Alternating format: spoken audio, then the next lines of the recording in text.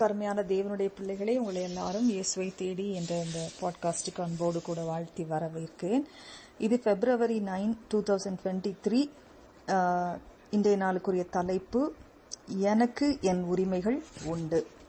தேவன் மனிதனை படைத்து இந்த பூமியை ஆண்டு கொள்ளுங்கள் என்ற உரிமையை எல்லாருக்கும் கொடுத்தார். எல்லா மனிதரையும் சமமாக படைக்கப்பட்டுள்ளனர்.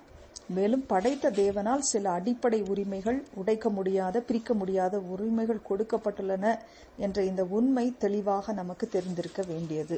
அதில் சில, எனக்கு விடுமுறை மற்றும் விடுமுறை நாட்களுக்கான உரிமை உண்டு. இந்த வீட்டை பராமரிக்க சில உதவிகளை பெற எனக்கு உரிமை உண்டு.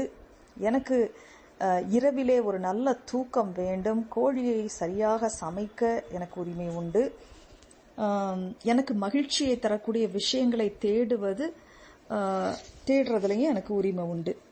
அரசியல் அமைப்பிலிருந்து துரித உணவு வரை எனக்கு உரிமை உள்ளது என்று கூக்குரலிடுகிற இன்னைக்கு மேற்கத்திய நாகரிகத்துல நாம பார்க்கலாம்.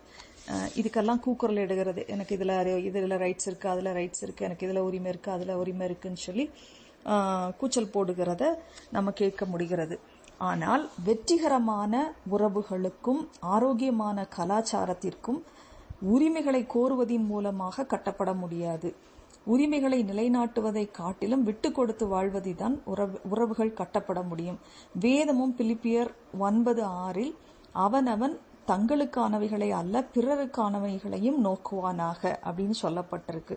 ஸோ இதுக்கெல்லாம் ஒரே தீர்வு என்னவென்றால், எல்லா உரிமைகளையும் வைத்திருப்பவரிடம் அனைத்தையும் விட்டு கொடுப்பதுதான். இப்போ ஒரு சின்ன ஜெபம் பண்ணிடலாமா? எங்களை நேசிக்கிற எங்கள் அன்பின் பரலோக தகப்பனே, அப்பா, எங்களுக்கு நிறைய உரிமைகளை நீங்க கொடுத்திருந்தாலும் அந்த உரிமைகள் எங்களிடத்திலிருந்து சில நேரங்கள் பறிக்கப்பட்டு போனாலும், மீறினாலும் கூட நாங்க மற்றவர்களுக்காக அந்த உரிமைகளை விட்டு கொடுக்கிற அந்த இருதயத்தை, எங்களுடைய காரியங்களை காட்டிலும் மற்றவர்களுடைய காரியங்களை நாங்க முன்வைக்க எங்கள் கிருபைகளை தாங்க உதவி செய்யுங்க என்று சொல்லி தாழ்த்தி அர்ப்பணித்து ஜெபிக்கிறோம். இயேசுவின் மூலமே ஜெபம் கேளும் நல்ல பிதாவே, ஆமேன் ஆமேன். இந்த குறுஞ்செய்தியை கேட்டதற்காக உங்களுக்கு நன்றி சொல்றேன். இது நான்சி டிமாஸ் வால்கமுத் என்பவருடைய சீக்கிங் ஹிம் ப்ரோக்ராமிலிருந்து மொழியாக்கம் செய்யப்பட்டுள்ளது. தேங்க்யூ. God bless you.